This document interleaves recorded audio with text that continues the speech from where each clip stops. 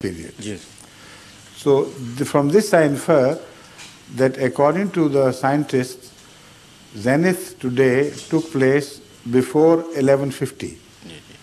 So this commonly understood notion that always at 12 o'clock the zenith begins, zenith is at the point of 10 o'clock is not right. See? Yes. So you can, roughly speaking, you can judge in broad terms, let's say wait for about half an hour after you think the zenith begins. Then you can say prayer, it's okay. But if you want to be very accurate, then you must consult the scientists about it.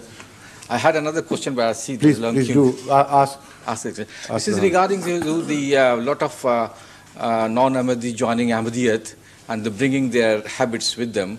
And one of their habits, which is generally prevalent in non-Ahmadi area, is the using the beads for tasbih. Pardon? Beads for tasbih. And we don't see in Ahmadiyya community being used. So what sort of advice we should give them in this regard? You should ask a question addressing them. Do they ever remember any tradition of the Holy Prophet ﷺ where these beads are mentioned? Do they remember any hadith or asar, as that is to say, relating to the companions of Rasulullah ﷺ? Anything about their using some beads like the Khulafai Rashideen or not?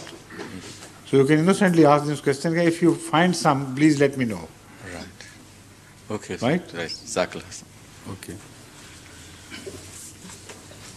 Assalamu alaikum. Yes. So recently in a meeting, a new Ahmadi convert said that he saw a dream in which he saw Hazrat Ibrahim as salam. And then everybody asked, what did he look like? And he said he wished he was a painter and he would have painted, Would that have been a correct thing to do? How can we know? How did he know? How can anybody know? Nobody knows because nobody has seen Hazrat Ibrahim ﷺ. The ideal test would be to advise such people to go to police painters, artists. They are specialists in drawing the general features of a criminal in act of crime. So that same principle applies to any such situation. So if he remembers the features well, let him go to some police artist and tell him to try to reproduce the memory into print form of a person's face. Then if anybody else also sees Hazrat Ibrahim, we will ask him the same, to do the same. And if another person does the same, then we'll ask him to repeat it.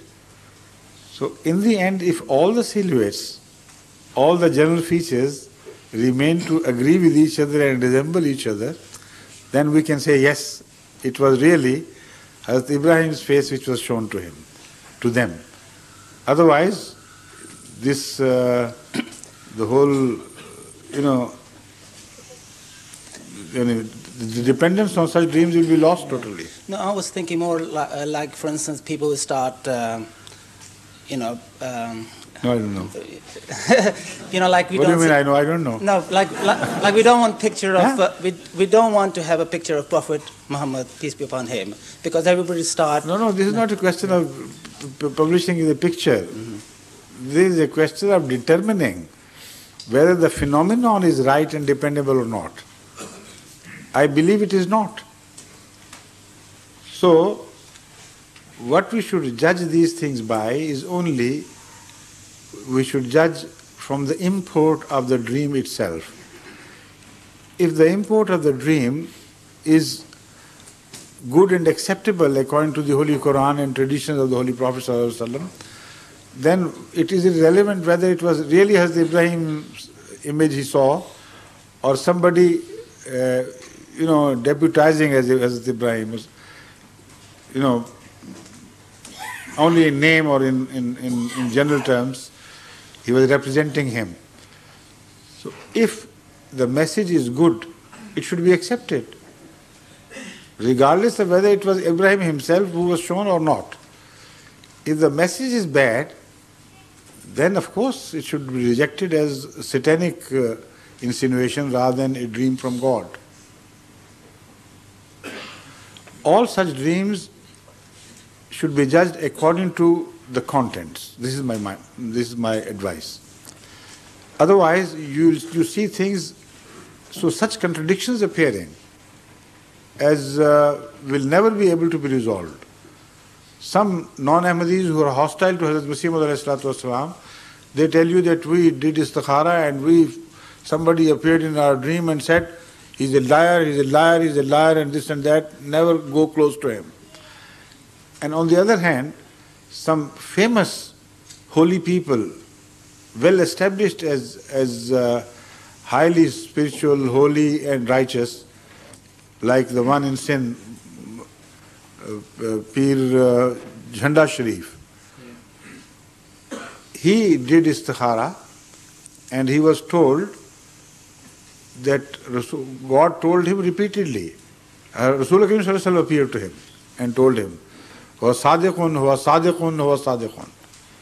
He's true, he's true, he's true. And again it said he was from me.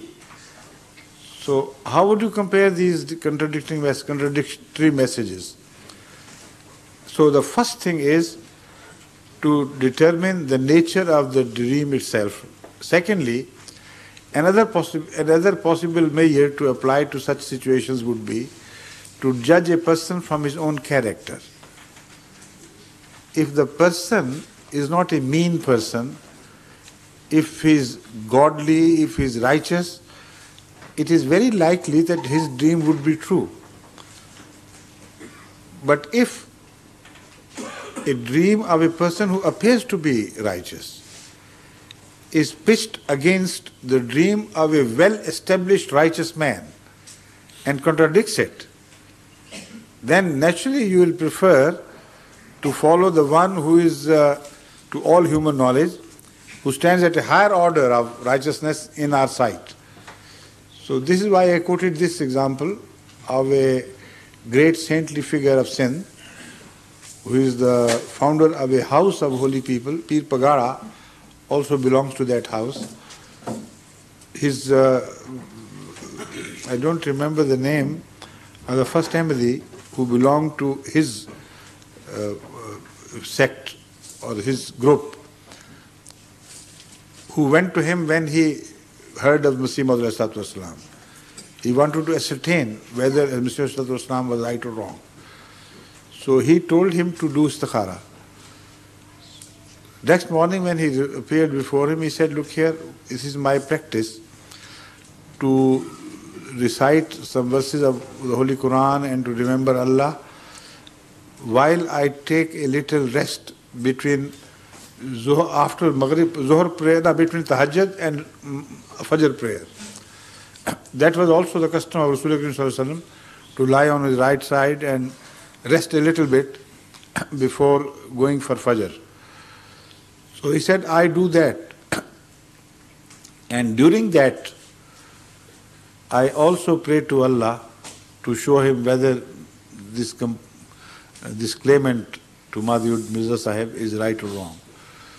So he said, as I dozed off, repeatedly, Rasul Kareem Sallallahu Alaihi Wasallam himself told him, appearing before him in his vision or during dream, that he is Sadiq, he is Sadiq, he is Sadiq, he is from us. He is our man, he is true.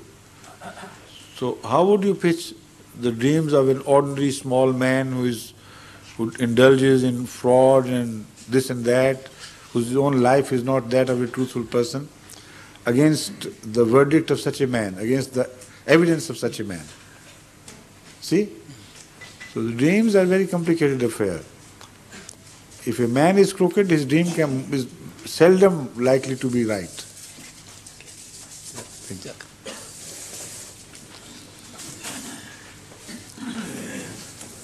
Somebody has bypassed you. Didn't you take notice of that?